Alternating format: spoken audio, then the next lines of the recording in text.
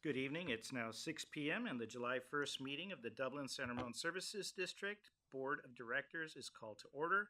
Please join me in the Pledge of the Flag. I pledge allegiance to the flag of the United States of America and to the republic for which it stands, one nation, under God, indivisible, with liberty and justice for all. Thank you. Moving on to item 3, roll call, please. Director Johnson, Here. Director Von Heater Leopold, Here. Director Govinda Rao, Here. Vice President Halkett, I'm present. President Goel. I'm present. Moving on to item 4, special announcements and or activities. No special announcements.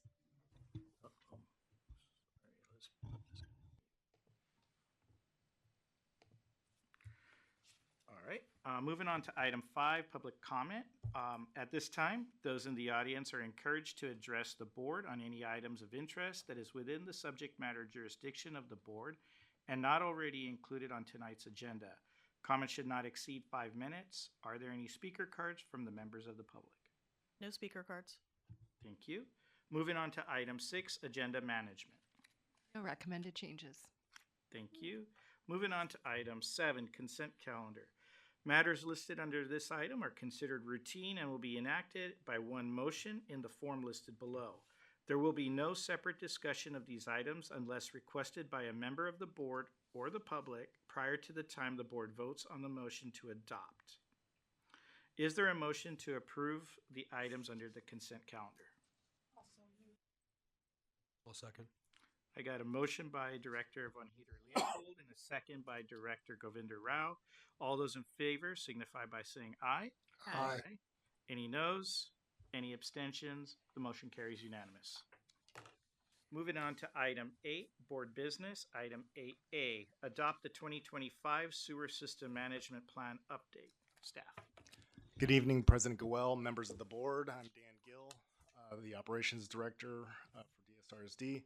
I'm here to introduce Danny Ward, our wastewater system supervisor at Field Ops.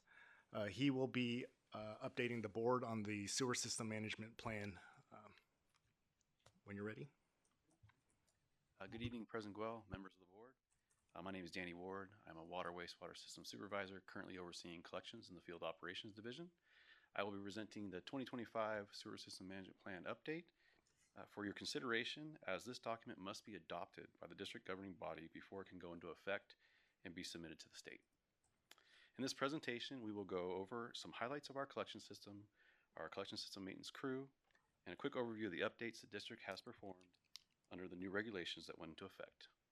We will also review some of the most significant changes to the sewer system management plan, or what I will refer to as the SSMP going forward.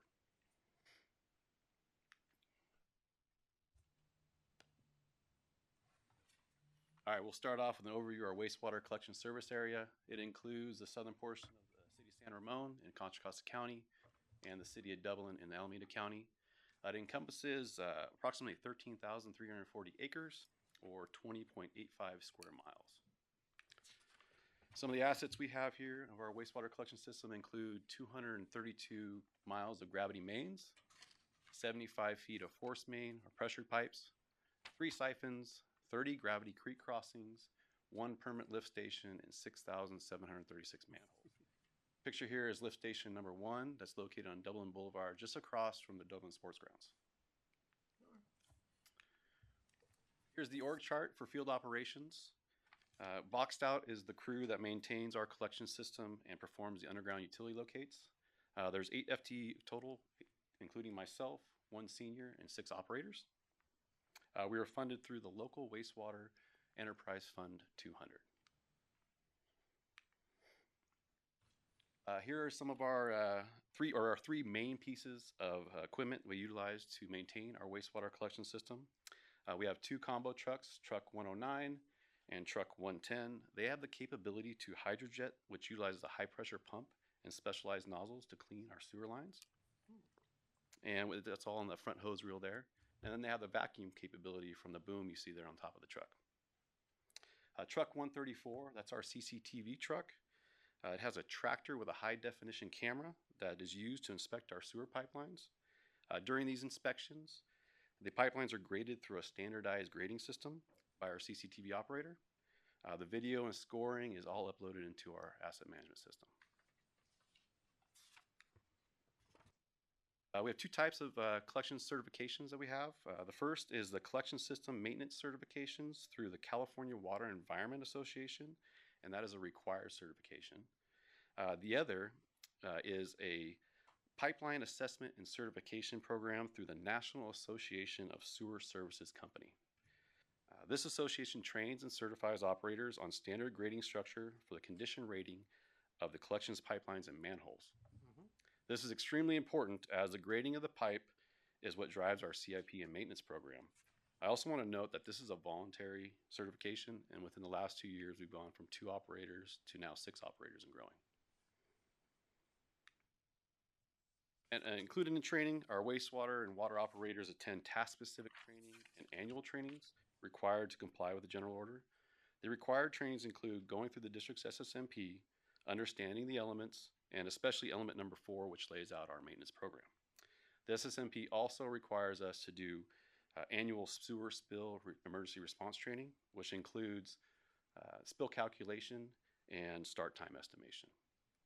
And a few other trainings we include are task specific on combo trucks, CCTV trucks, traffic control. All right, next I just want to go over a brief history of the statewide General Waste Discharge Requirements General Order for Sanitary Sewer Systems that I'll refer to as the General Order moving forward. We had in 2006, that was the first order that required that SSMP, which ours was the 2007 SSMP. Next came the 2013 that was in effect until June 5th, 2023, when the newest update became effective.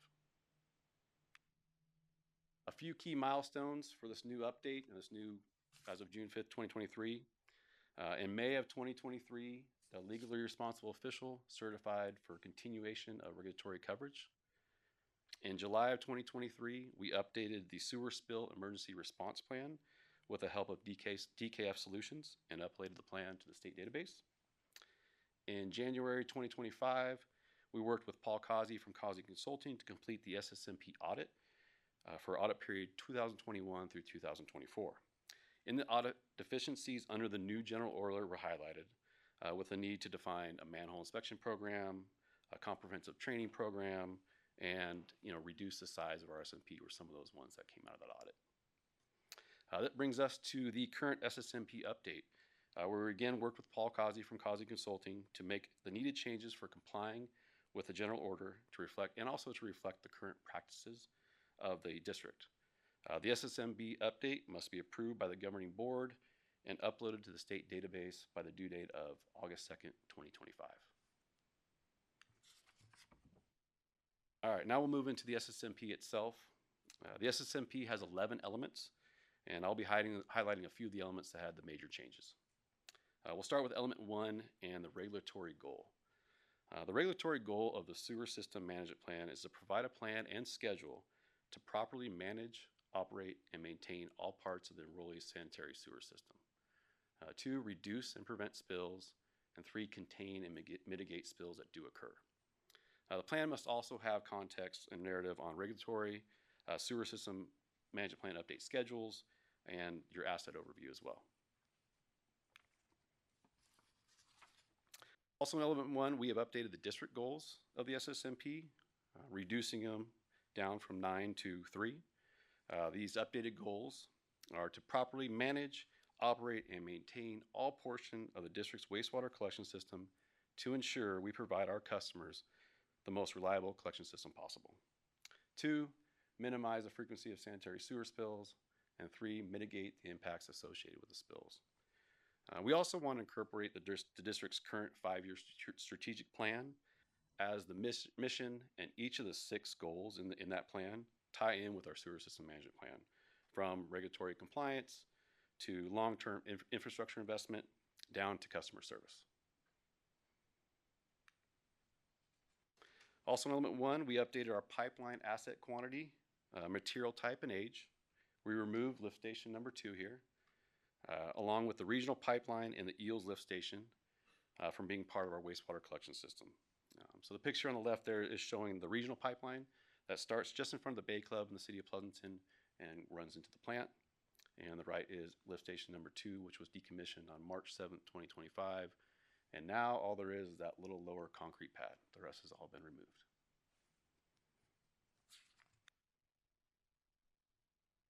All right, moving on to element number 4. This goes over the operation and maintenance of the collection system.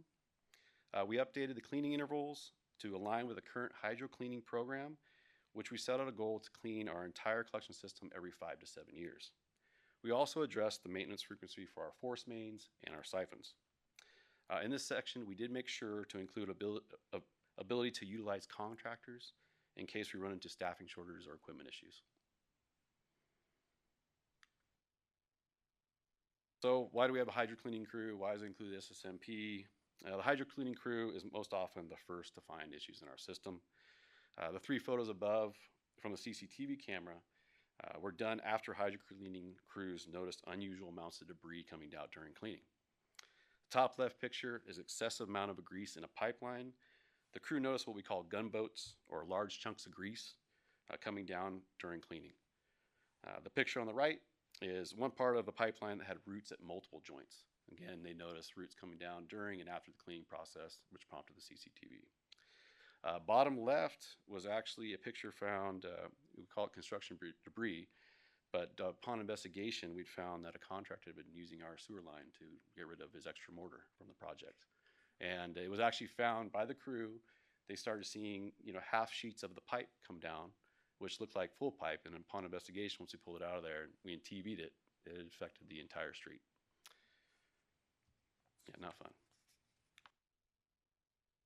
All right, we've added 4 remote manhole monitoring sensors around the collection system to monitor level and flow in the pipelines. The manhole monitors are early warning devices that can detect surcharge in pipelines and alarm operators in efforts to prevent spills. They have been located in parts of the system that are known for surcharging or have had spills in the past. The picture on the left is the device that is mounted to the bottom side of our manhole. In the middle there, you'll see the little green reflector. That's the antenna. So it looks just like a normal little street reflector. And on the right, that's a trend level that we can monitor from our phones or our tablets.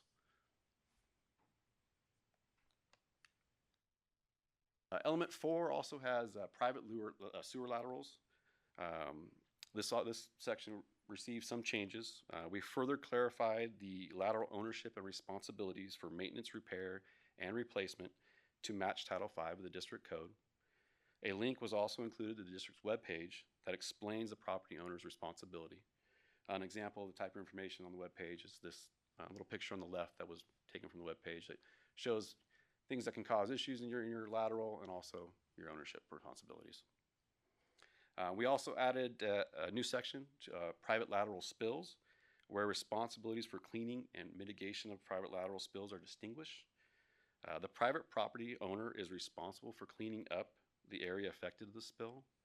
The governing city is responsible for mitigating issues to their storm system, and the district is not responsible for cleaning up the affected area of the city storm collection system.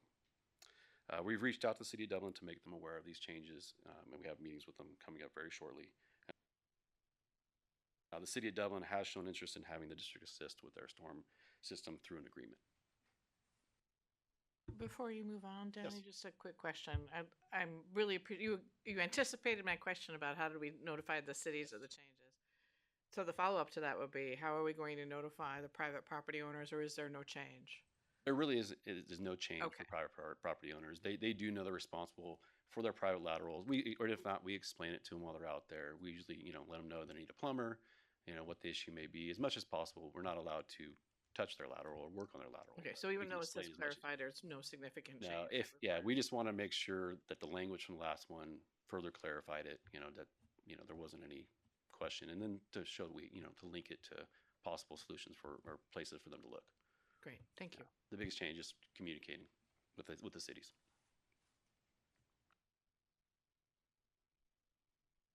All right, moving along, element 4, we have our CCTV program. We set a goal to inspect our entire collection system every 10 years. Sewer lines 15 inches and smaller will be inspected by district staff and district equipment. Sewer lines that are 18 inches and larger, which is about approximately 60,000 linear feet of lines, will be inspected by a contractor utilizing high-definition radar and sonar. Having contractors perform this work with specialized equipment was chosen due to the different characteristics and criticality of our larger pipelines compared to our smaller ones. And then we also, in this section, we also outlined our level 1 manhole inspection program, which was called out in the audit. Always, why do we have a CTV program? You know, why is it in our SSMP? I'm gonna start with actually the most important reason, which is related to these pictures. The pipe rating data being performed by our field crews and contractors is the foundation for our CRP plans and maintenance programs. The standardized grading system ensures that we're bringing back really good, reliable data that which we can utilize to identify the infrastructure most in need of replacement, repairs, and maintenance. All right, back to the pictures here. The picture on the left is a broken piece of 8-inch clay pipe that we found under a creek crossing during routine CCTV. It led to the Cross Valley Trail lining project, and the bottom left there is a picture of the after the project where the cured in place pipelining was completed. We're also assessing assessing our cleaning through our inspections. A few examples here on the right. The above picture is of a line, heavy grease. This is actually a line we added to our 3-month trouble spot list, as it warranted much more cleaning than every 5 to 7 years. Now the bottom right one, that's a pipe that is a perfect candidate to not see for another 5 to 7 years. That's a nice clean pipe that we want to see out there.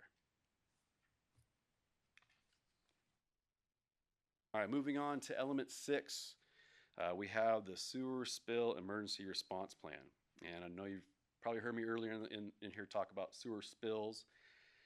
One of the big changes with this new order that impacts this document directly was probably one of the most used acronym that I can remember in sewer, SSOs, sanitary sewer overflows. They decided that now it's going to be SSSs, or sanitary sewer spills. So hence the name change for our plan. The district spill emergency response plan not only got a name change, but it was significantly revised. It established new spill categories and reporting timelines. It includes more stringent training requirements, the addition of category 4 spills, which is 50 gallons or less, and the reporting of owner-owned or operated laterals category. The spill response workbook is utilized by our operators when responding to a sanitary sewer spill. The workbook breaks down the information required, like who needs to be notified, all the way down to helping you calculate the spill volume. The water wastewater operators are trained annually on this document during the spill response training. Moving on to element 10, this outlines our new schedule for required audits and updates. The SSMP audit has changed from needing to be done every 2 years to now every 3 years, and must be certified within 6 months of the required 3-year audit period. Next audit is due for us in February 2nd, 2028. The SSMP update has changed from being due every 5 years to now every 6 years, and after this one's done, the next update won't be due until August 2nd, 2031. The general order does require that the SSMP must be adopted by the governing body before it can go into effect and be submitted to the state and to their California Integrated Water Quality System website. Right. In closing, I want to recognize that this SSMP update was truly a team effort.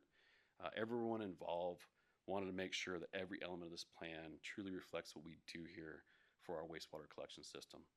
We also wanted a plan that anyone would be able to pick up and read for the most part, minus all the acronyms that are in there, and be able to come away with an understanding of how the district maintains and manages our collection system. I think with the help of everyone in these departments and divisions, we have been successful in that goal. Thank you. Great presentation. I'll first go to the public to see if there's anyone that would like to make any comment. Do we have any cards? No speaker cards. All right, thank you. So I'll go ahead and bring it to the board for any discussion. I'll go ahead and start on my right-hand side, if there's anything. I don't have any questions, I just have a comment. I don't know how often this. Thank you. Yeah. how often this document would be looked at by someone from the outside, but on the table that has the various people to contact, it'd be nice to see a name rather than just their email, D. Gill. I mean, I know that's Dan, but will someone from the outside know that? I don't know. Just be nice to have their complete name. That's the only comment I have. Otherwise, this is an excellent report, and I don't believe I've seen one before to this extent, this detail. So, congratulations, Very everybody. much. I just wanted to second Georgina's comments. I mean, I noticed in the pictures, the vehicles, they're clean, they're well maintained. When I see the staff out in the field responding to something, they're wearing their PPE. I have never had to stop and raise any kind of a red flag. So I just wanted to pass on the compliment to your crew about their professionalism, and it speaks well to the brand. Thank you. That one means a lot, definitely. Thank you. Thank you. Go ahead on my left-hand side. Yeah, well, first of all, great presentation, Danny. Thank you. Just a couple questions. So when you were talking about the pipeline cleaning intervals, just curious, when you mentioned like pipes 15 and smaller, it's about a 5 to 7, but then you also mentioned, I think, the pipes 18 and larger were also around that same schedule, 5 to 7 years. I'm just curious, is that industry standard? Are we better than industry standard? Is that, are we kind of in line? Or do you know, like what the general industry does? Yeah, general industry, so a lot of them are still saying timeline, but a lot of them are moving to cleaning pipe that only needs to be cleaned through your CCTV program. So that's why we want to make sure we kept this flexible. Our goal for all our operators, it's 5 years. We want to clean this entire program, but that's for right now. As we get a better handle through our CCTV program of what our system looks like, maybe we can push off some of those pipelines. Maybe we go spend more time on pipelines that are closer to waterways, which I do think will come about. So it's more flexibility. Depending on size system, you may say, I want to clean our system every 2 years. You might say, I've seen it, some of the bigger maybe pushing out to 10. So we're kind of just right in the middle of that pack right now. Okay, great. Thank you. Mhm. And just if we look at 2024, we talk about like spills or leaks, like how many, do we have a kind of rough number of how many we responded to in 2024? I would say for private laterals, about 4. Oh, it's Say, like, yeah. It's not very common. It seems like December, January for some reason. Sure. Is when we see them, but it's not a very common thing. But the more involved we are with the cities, the better we can manage them. A lot of times we go to them for help anyway when you're dealing with businesses or homeowners. So it's just it's going to be a good practice that we're in constant communication with these spills. Great. Well, again, thank you, and thanks to your team for doing an excellent job. Nope, well done. One quick question about traffic control. Yes. That's a good picture to have up there. So we do our traffic control in-house, right? Or do we bring in one of those contractors with the flags and the signs? We do something more intensive. Depending on which roadway, how extensive the work's going to be. We do have a contractor we can utilize. We've utilized in the past here on Dublin Boulevard. Like this one, just a small, one of the residential streets, which is not shown as the cones in the back delineating. So there's no flag man there. It's just going to be 4 cones and. Yeah, but in the back, there's probably at least 10 to 15. Got it. Delineating either moving them to the one side or the other, or just kind of diverting them around the truck each way. And a high flyer in certain situations will be used at the beginning of the street, depending on how long we're going to be at these spots. So no issues there. No, not Right. Good. Okay. Yeah. Everything, our operators are good of knowing, those, especially like Dublin Boulevard, Oh yeah. Then you have to bring out the big. if there's a certain time we can get in there that's safer than others, we can. A lot of times we have to do extensive. We have trailers, plenty of cones, delineations, and our, the flag, letting them know work ahead. So Got it. Yeah. Awesome. Thank you. Well done. Great presentation. Yeah. Another quick, I was just curious on those hoses that go in. Yes. So what's and I'm sorry if this is a silly question here, but what's the cleaning mechanism of those hoses as they come back out, or is it done later, or how is that? What's that process? Oh, the actual hose as it gets, you'll see some plastic gloves on the guys. Sometimes some guys like to guide them naturally. If there really is, like, say there's rags building up on them, we'll pull those off with the gloves, scissors, or shovels, or pull them onto the street and put them into a bucket, wash down the street if there's anything on the street itself. Usually it goes straight into the bucket, which we bring back to the plant. Okay. So it's nasty work. There you can have some interesting things in there. The roots, to be honest, you wouldn't think of it. Sometimes the big root mats that are in there are usually some of the grossest. And they have garbage bags, they have plenty of gloves, glasses, everything they need out there. But we've had, now that we've converted to basins, we're in some of the older parts. We just came through San Ramon, and now we're coming through the middle of Dublin, and we found some manholes really just completely covered in roots all the way down in the pipeline, and Wow. travels the pipeline as well. Wow. Yeah. So one more. So the manhole monitoring is relatively new because it's the first I've ever heard of it. So we have 4 of those now. Yes. It's working well. I assume we're going to see more in other places. Yep. We're trying to add at least 1 to 2 a year through our budget. Just keep. And that just keeps so that's basically looking for surges We have one. before they come out of the top. Yes, exactly. got It's I've worked with them before. I've seen them mitigate spills, prevent spills from occurring by giving us a heads up on them. We actually have one here just over the creek crossing where our siphon is, just because we've seen some surcharging in the manhole. So we're monitoring it to see how it goes. But yeah, once it gets to a certain level, you can set the alarms. Okay. And then once it gets to a certain level, it alarms the standby operator as well as supervisor. You can set all that up who you want to let know. And then we're able to get out there and prevent that spill from occurring. So I assume budget and such. I mean, it's going to be like our water meters are all automated now. I assume this is going to be pretty ubiquitous once we get the technology right in Exactly. a few years. They're very useful. Got it. Thank you. Well, thank you. Great presentation. I will say one thing, having been a part of a survey crew, I have a lot of respect for your 8 FTEs that open up that manhole, especially, and you'll know what I'm saying, after lunch. Yes. Yeah. Okay, so you end up with a very tough stomach. 2 quick questions, and the funny thing is, slide 14. It was in your head already. You're like, I'm like, how did I know? On that one, if you could Let me go flip back. back to slide 14, yeah. it's more for knowledge base since it was called out. 14. Hydro cleaning one there? Yep. Oh, sorry. You got a couple more to go. Yeah, there we go.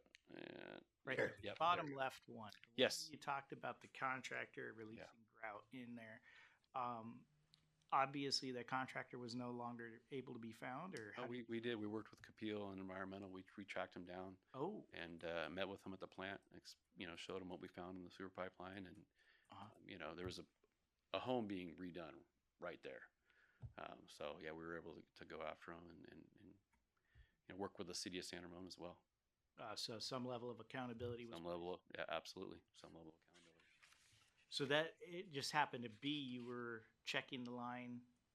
And so when on our cleaning program, we set up all the collection system in a grid, in a basin, and we had just kind of started in that section of Upper San Ramon and working our way down into our larger mains and just doing normal maintenance. And staff started seeing these sheets come back as they're jetting, and it just looked, we've seen calcium kind of on the top of pipe that'll come out and show like a little half pipe, but never anything this thick. And once they got it out of there and recognized that it's more of like a concrete type substance, so it was a lot of work. It was actually backing up the manhole at the end of the court, and the crews were out there for we had to do some repairs on laterals. There was a lot of work on that one. Well, I think what's the message to be known here is you make an inappropriate disposal of material, accountability will be placed, right? And I think that's the key message there. If you could flip forward to slide 18, and again, this for my knowledge, top right, you talk about the fog over there, and it happens to be a reoccurring area. Do we ever try to identify the source and then do an educational outreach program associated with that? Absolutely. To reuse it. So this was part of a line that if there was a slide earlier where you saw some sewage in a low area, that was a 2024 spill in Camp Parks. And before we put the jetter in, I said, let's get the truck in. The spill's contained. We're not affecting any waterways. We got in there, and it's the biggest grease blockage I've seen. The whole entire pipe was just blocked with grease. So once, upon further inspection, we found that the mess hall had the correct, grease interceptor, but they had used really, really high temperature washers, and it was bypassing the grease interceptor and settling a couple hundred feet down in the pipeline. So it's one of those, we worked, but the first call, working with Capil, working with Environmental, finding out what's going on, getting them on an inspection, and then we're also on a 3-month inspection as well on this one just to watch it. It has been mitigated. We're not seeing near the levels of grease. So yes, we do. Anytime we see something like this, we're looking at grease interceptors. We're looking at who the users in the area and why are we seeing something this severe. Excellent. I really appreciate it. Sometimes, you got a plan, you got an approach, but sometimes you really got to understand the source and put the pieces of the puzzle together. Otherwise, you're going to keep on having that issue. So that just goes to show what kind of elite team members we have as part of our crew. And, your last slide on slide 21, truly, truly appreciate each and every one of those members and the entire team that put this report together. I'm not just saying it out of lip service, a lot of respect. Thank you. All right, with that, I think we conclude item 8A from a presentation perspective, and they're looking to have us have a motion here. So we're looking to have an approval on the resolution for item 8A. Do I have a motion to approve? I'll move. Okay, I got a motion. Do I have a second? Okay, I got a motion by Director Govinda Rao and a second by Director Von Heater Leopold. All in favor signify by saying aye. Aye. Any noes? Any abstentions? The motion carries unanimous. Thank you so much. Thank you. Moving on to item 8B, receive a presentation on the Zone 7 Water Agency 2025 Annual Water Sustainability Report. Staff. Good evening, President Groel, members of the board, Steve Delight, the engineering director. I'm introducing Irene Soroso, senior engineer in the engineering department. Irene's going to give an update on the 2025 Annual Water Sustainability Report. This report would typically be delivered in May and coupled with an update on the long-term water supply projects that Zone 7 is working on. This year, we wanted to add in the water conservation plan, which is getting pretty close to completion. But it's not quite ready for prime time yet, but we wanted to make sure we go with this. So tonight, we're going to get the 2025 update on the water sustainability report. And then later this summer, we'll bring back long-term water supply master plan. Good evening, President Goel and members of the board. My name is Irene Soroso. I'm a senior engineer with the Engineering Technical Service Department. So tonight, staff will go over the Zone 7 Annual Water Sustainability Report for 2025. And this report is prepared by Zone 7 to determine if they have enough supply to meet the demand in the Tri-Valley. And some of the key findings, actually one key finding basically from this report is that Zone 7 will be able to meet the demands without a mandatory conservations under the expected conditions. So the next few slides, I will go over the report. So before diving into the report, we want to look at the overview of the DSRSD supply source. 75% of our water source coming from Zone 7, and 20% is actually coming from recycled water, which is used for the landscape irrigations. And the remaining 5% is the pumping quota that Zone 7 pump on behalf of DSRSD. A level up from here is showing Zone 7 supply source. So under the average conditions, Zone 7 sources rely on 90% of the state water projects and 10% from the local runoffs. And then with the state water projects, this is actually a water system that owned and operated by the state water department, the California Department of Water Resources, and the system delivers water to 29 contractors up and down the state, including Zone 7. The water travels over 150 miles to Tri-Valley, starting from Oroville's Reservoir down to Feather River and Sacramento River and across the Delta. And it's reaching out where the Zone 7 actually treat and distributes the water to the retailers, including the DSRSD.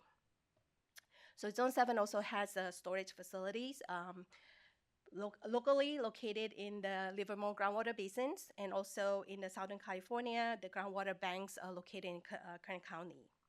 And during the years, Zone 7 stored the excess water, the imported surface water, and then in the dry year, Zone 7 actually pulled that water in order to meet the customer demand. So now we'll go over the annual water sustainability report. Some key highlights in here is, although the report shows that the local rainfall to date is below average, but statewide, the rainfall and also the snow melt actually above average is at 96%. Zone 7 expecting to receive 40% allocations from the state water projects. During the preparations of the report, it showing 40%. And this actually equivalent to 32,000 acre feet of water. And it is almost enough to supply the Tri-Valley demand for 1 year. And these allocations now increase to 50%. So Zone 7 further have more surface water. Zone 7 also plan to only supply 6,000 acre feet of groundwater this year. They are currently evaluating the need to bank the water in Kern County storage facility, and also they are not planning to recharge to the main basins. And there's a reason behind that. So looking at this graph, the Livermore Valley groundwater basin storage is currently right now at full capacity, so it's at 100%.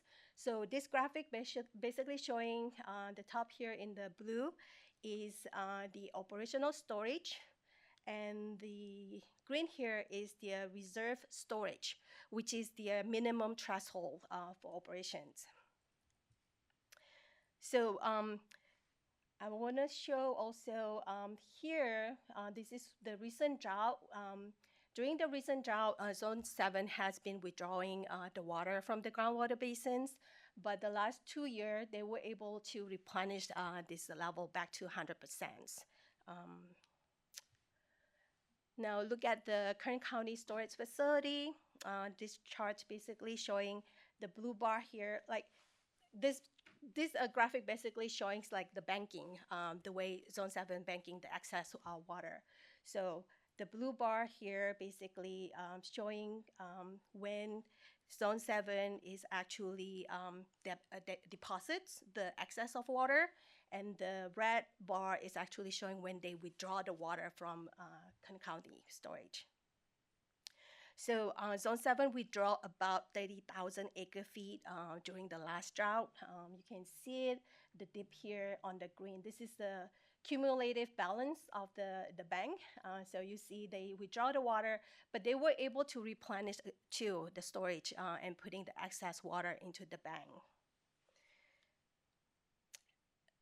As I mentioned before too, currently, Zone 7 is evaluating the need to further store additional water in the Kern County this year, and they are actually seeking a new opportunity actually to look for a transfer program to diversify their portfolio. So this is just a summary of the 2025 water supply portfolio. They have a total supply over 61,000 acre feet. So this portfolio basically showing that the main source of supply this year is the state water project allocations and also the carryover from the 2024. And this number basically added up to 67% of the supply. The remainder of the supply will be made up from the Livermore groundwater basin and also the local water stored in Lake Lavelle, and also a small water transfer. The total water supply this year is actually not as much of last year. So this is actually about 5,200 lower than the previous year. But the volume is very healthy, considered very healthy for this year. So the report also provide like 5 years projections or the outlook, looking the supply from 2025 to 2029. And in this outlook projections, the assumptions were that the next 2 years would be very critical and critical. So if you're looking at this table A allocations, so the next 2 years, which is 2026 and 2027, the assumptions is a very dry and dry year, with the last 2 years is at an average. So that's all allocations assumptions that they made. I know there's a lot of number here, but I want to point it out to the focus to this total water supply, the blue line here. This is the total supply that available throughout the year. And then the next line down here is the customer demand, is the anticipated projected demand that Zone 7 has to deliver to the Tri-Valley. So the key point here on this table is basically saying that Zone 7 do have supply to meet DSRSD demand and also the other retailers. So although I think this outlook or projections looks good, we know that climate is basically uncertainties and it's unpredictable. And also the conservation's regulation is going to get tightened up over the years. So as Steve mentions, staff will return to you in August, basically to present to you the updates on the Zone 7 water long-term water resiliency efforts and also DSRC water conservation's master plan update.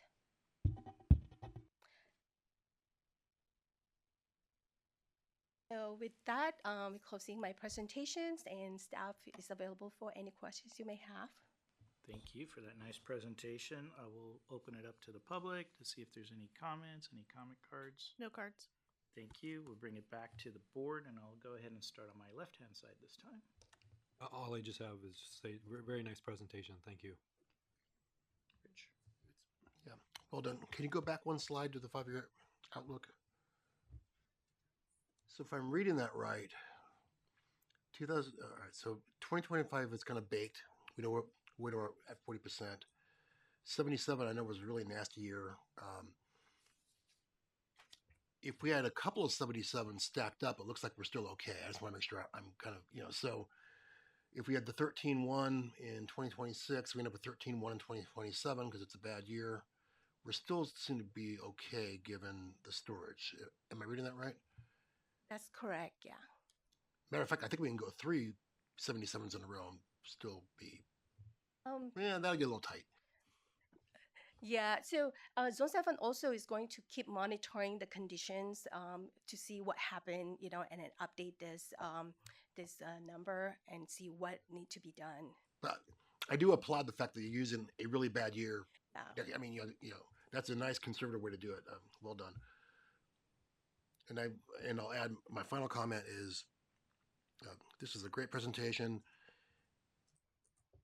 which we would not have gotten 10 years ago. I mean, so this is really, really good. I mean, I really appreciate that you coming down, you're visiting us personally. I'll pass that along to your management, of course. I mean, this is excellent. This is great collaboration, guys. All right. Starting on my right-hand side. I totally agree. Coming down on almost 25 years and Rich's is 20-some years, these reports are so much more in depth and answer so many more questions. I really applaud all the effort that goes into this. I know some of this probably came directly from Zone 7 and you didn't have to put it together, but thank you for presenting it. Just a quick point of clarification since we're on this slide. This is Zone 7 to all of the retailers, not just Zone 7 to us, correct? That's correct. It's Zone 7 to all the demand, including the untreated customer. So I was just curious. I don't know that you know the answer. The system losses, is someone initiating a major capital project that's cutting that in half? Okay, so this system loss is actually combination system loss through the DWR, where the water coming from, the evaporations during the transfer. Oh, okay, so this has to do so with how it's it is not the transmissions within the transmissions of Zone 7 So it's only. not through the It's pipes. including it's, everything. It's yes. managing their It's the administration on combinations. And if I could add, it's also losses for operating the groundwater demineralization facility with the reverse osmosis. Okay. So they're anticipating operating that system regularly. Okay. Because I do remember there was some regulations that were potentially coming that we had, I think, in our capital plan originally to look at. Correct. And Losses. Irene will be back in August to talk more on the Okay. water loss side in the transmission and the retail side. Okay. Thank you for that information. I appreciate it. Great presentation. You know, understanding a lot of this is kind of fun for me, and I look at this as, hey, this is a model, right? And this is a model knowing that every 5 years we definitely are going to have two bad ones, right? That's just been the way the history that this area has operated in. And, you know, I think the key message here, I really believe to the community is, can we handle our water needs in the Tri-Valley? The answer is yes. Are we managing it and looking at it continuously? The answer is yes. Is our water storage in the Tri-Valley reached our better than anticipated requirements as far as where we want to have our underground storage? The answer is yes. What is also coming out in this report is that we hit 100%, right? Full. That's on your slide 5. Yes. Available groundwater storage. Yes. We're at our max, Yes, that's correct. right? Which, you know, the last time that happened was what, 1983? That's correct. 1982 and 1983. Yeah, that's when it's reaching also 100%. But prior to the last drought, Zone 7 also able to actually recharge. You know, after the 2015 drought, they were able to actually reach out back close to 100. But that's exactly my point, is conservation and our management of our groundwater supply is at a stage for one of the first times in nearly 40 years, right? I mean, that's a clear takeaway just by your pictorial, right? And so that says a lot about the changes that's happened in water conservation, sustainability, managing our groundwater, and planning. You know, and I think that's an important message that does not get out a lot to the public. Everyone reacts when things are not working well or there's a drought, right? That's when they start looking and saying, hey, are we doing what we need to do as things are changing in our communities?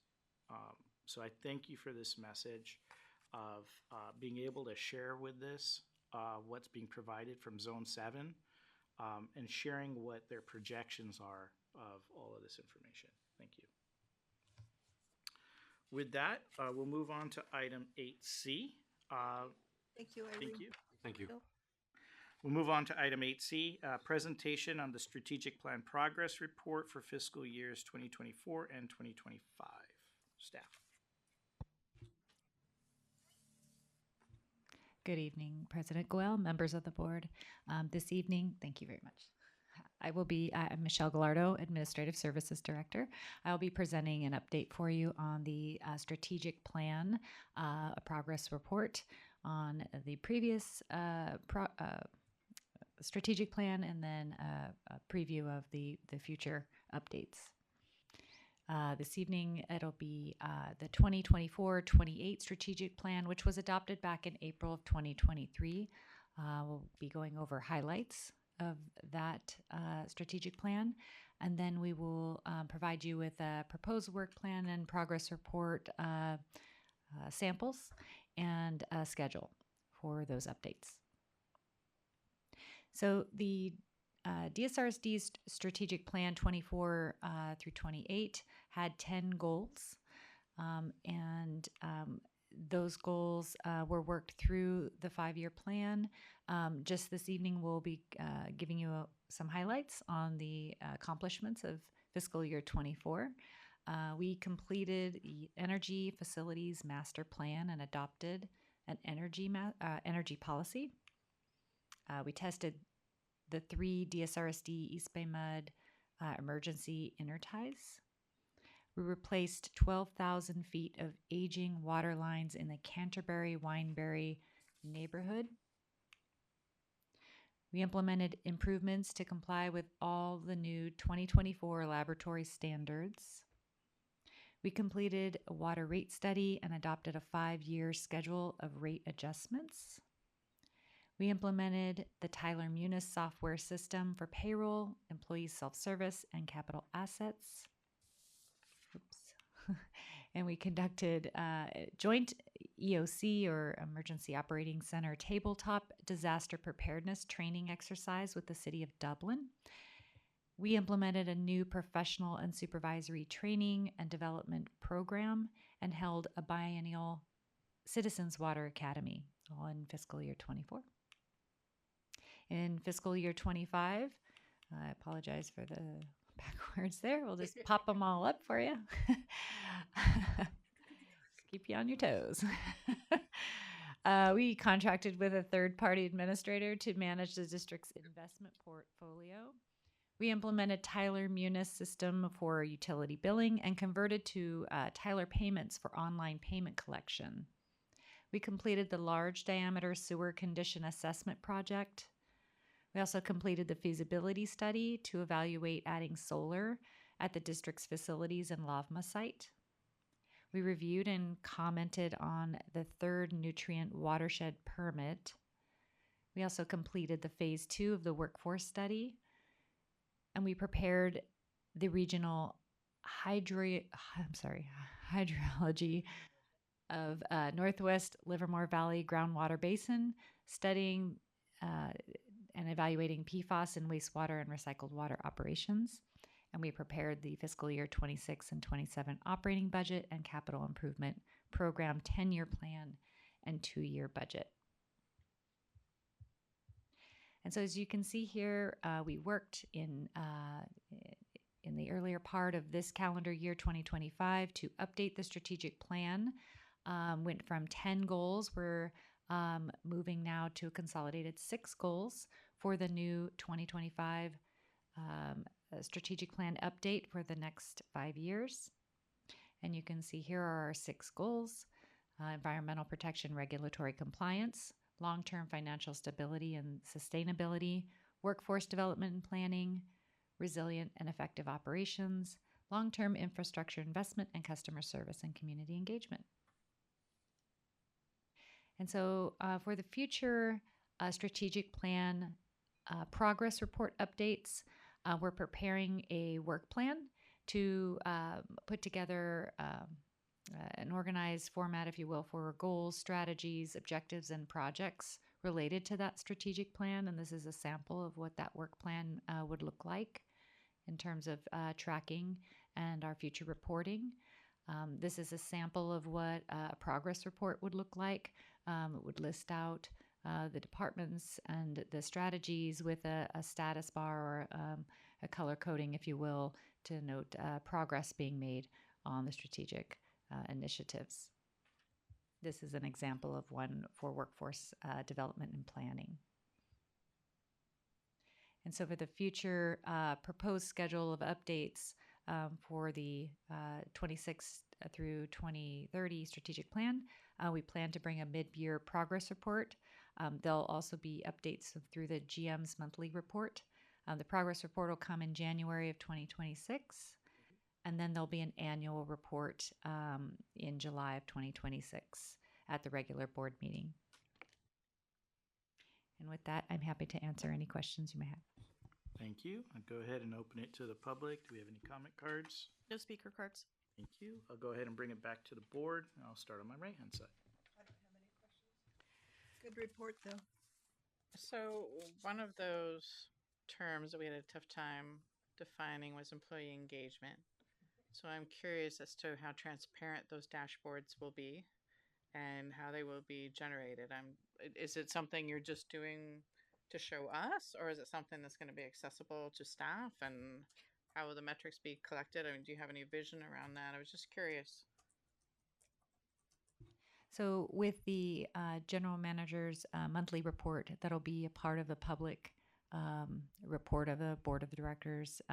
There'll be status updates provided in those reports periodically. So, there could be details about progress being made on those efforts in those reports. So they're for us, or will staff, or they're basically 140 people be able to view them? It's a public document. Question. The work plan is mostly a staff exercise where we're populating it out at a very detailed level, and that's available to all staff. We'll be working very closely. And then the progress report, as we compile and pull that together on the status, as Vice President Halkett mentioned, that's available through the board packet, so that will be visible to our staff as well. Okay, thank you. Okay. Left side. Nope. Nice. Thank you for the presentation. Nope, well done. Okay. Yep. Great job. You know, the one thing that I really like about this report, and you know, I think a lot of times is missed in maybe our communications when we publicize outbound, is just the accomplishments that we've done that are meaningful to value add to our constituents. And so I'll just highlight that. You know, I mean, there are a lot of major improvements. You know, I will say when I wasn't on the board, I didn't know about DSRSD at all. Okay. Matter of fact, when the opening came, I didn't know about DSRSD at all. Okay. Outside the fact that I applied for the job over here in year 2000. Okay. And the one thing that I look at this is there's a lot of accomplishments that are providing sustainability. They're providing a resilience to our infrastructure. They're ensuring that we're meeting all of the water supply demands. We're fulfilling the requirements that we need to be good stewards. And that's never communicated. So I'll just be silent on that point for now. I think I made my message clear. This is a great presentation, and it really made me proud to sit up here on this dais to know of these accomplishments by great staff. Thank you. Great presentation.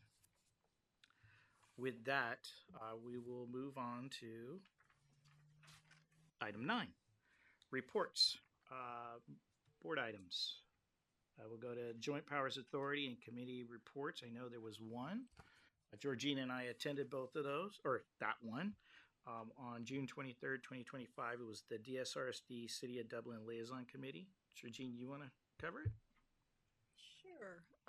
They went over, first of all, the housing projects that are in the pipeline. Grace Point, I didn't get the number of places, houses, condos. I completely, for some reason, spaced out, but it's in the middle of the Dublin Center project, which I found kind of interesting to place a high density building in that, but that's where it's at. And then Francis Ranch, a new sunflower development, 77 units for low and very low, including disabled. Dublin Fallon Gateway, which is east of Croke, 128 townhomes. And True and Element Homes, or True, that's a developer. My note taking's terrible. 2 hotels and a community building are going there. And then in their CIP projects, they're completely going to I can't wait for this one to happen. They're going to completely revamp Village Parkway. I think it's going to kill us in terms of traffic downtown, but whatever.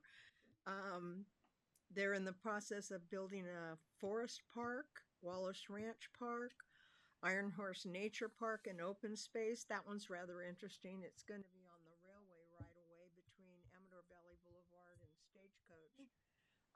And then Tassajara Road improvements, which that has not happened in forever. From North Ranch Drive to Quarry Lane.